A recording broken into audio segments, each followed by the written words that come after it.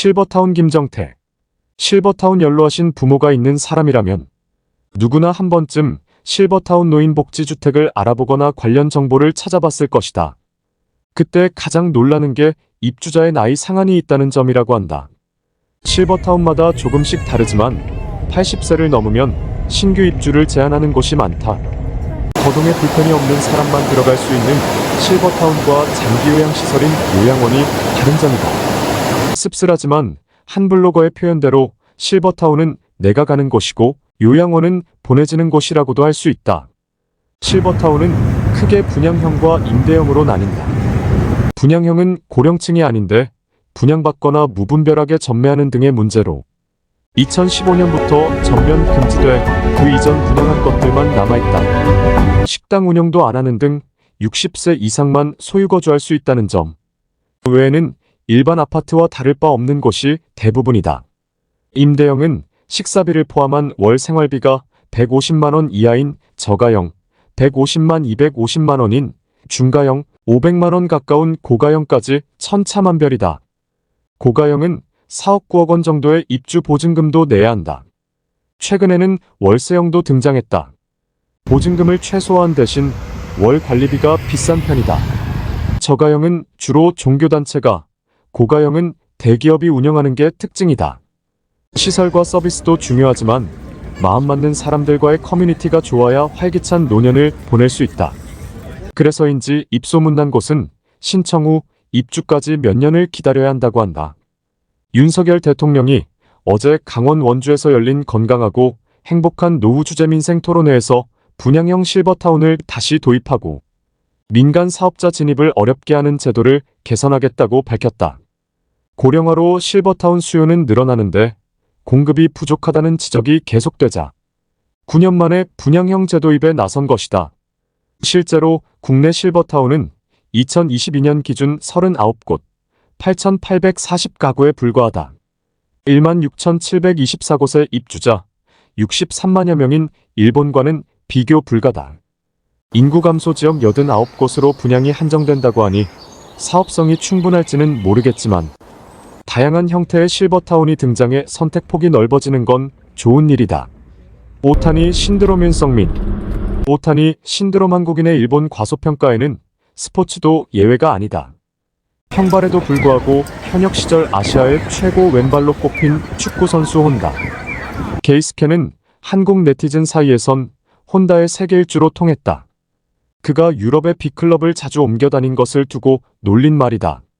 혼다가 가장 존경한 선수가 박지성이고 런던 올림픽 한일간 34위전 승리 후 박종우가 독도 세리머니를 펼친 것에 대해서도 애국심으로 이해한다고 한 선수인데도 말이다.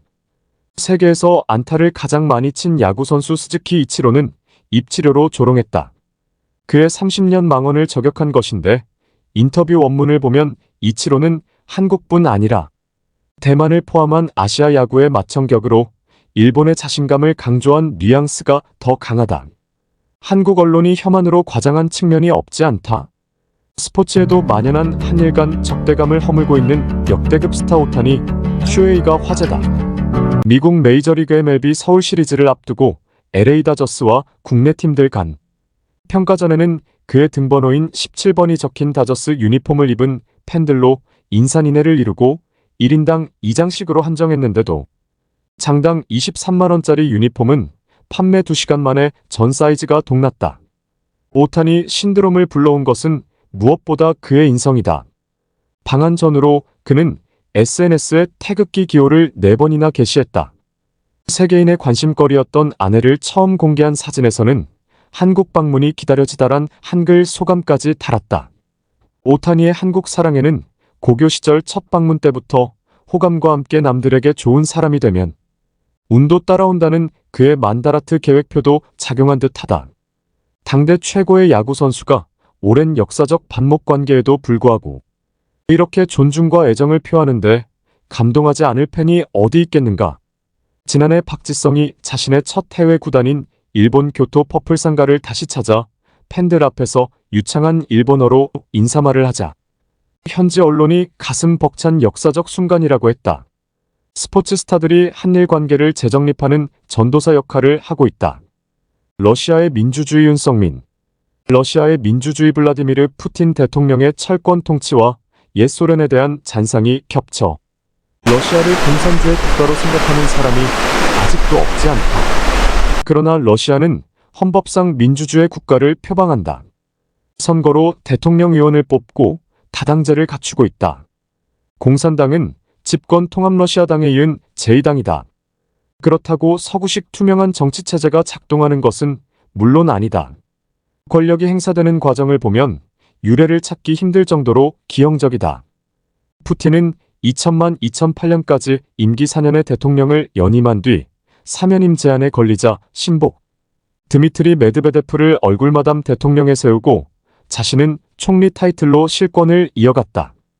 2012년 대통령에 다시 뽑히기 전 임기를 6년으로 늘렸고 2018년 재선된 뒤에는 대통령 선출과 관련해 또 한 번의 기상천외한 개헌을 단행한다. 2024년 선출하는 대통령부터는 연임 여부와 상관없이 총 2차례만 맡을 수 있대. 개헌 이전의 대통령직 수행 횟수는 산정하지 않는다는 단서 조항으로 집권 연장의 길을 터놨다. 푸틴이 83세가 되는 2036년까지 집권이 가능하다는 시나리오는 이에 근거한 것이다. 외형상 민주주의일 뿐 실질은 권위주의적 독재인 푸틴 체제가 가능한 이유는 크게 두 가지다. 하나는 무자비하면서도 주도 면밀한 그의 독재 스타일이고 또 하나는 러시아 국민들의 혼란에 대한 공포와 옛 소련이 누린 영화에 대한 갈망이다. 푸틴은 장기 집권 개헌안이 헌법재판소까지 거쳤음에도 불구하고 대외적 정당성을 강조하기 위해 아파트, 자동차 등을 경품으로 내걸고 국민투표를 실시할 정도로 치밀하다. 정적은 수단과 방법을 가리지 않고 제거해. 얼마 전 사망한 알렉세이 나발리를 끝으로 정적이 완전히 사라졌다는 말이 나온다.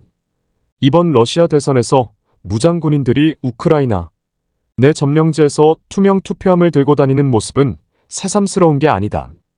2012년 대선에선 107%의 득표율이 나온 투표소도 있다. 푸틴 재선 후 철권 통치가 강화될 것이라고 하나 장래 어떤 일이 생길지는 알 수 없다. 가장 위험한 권력은 견제받지 않는 권력이다.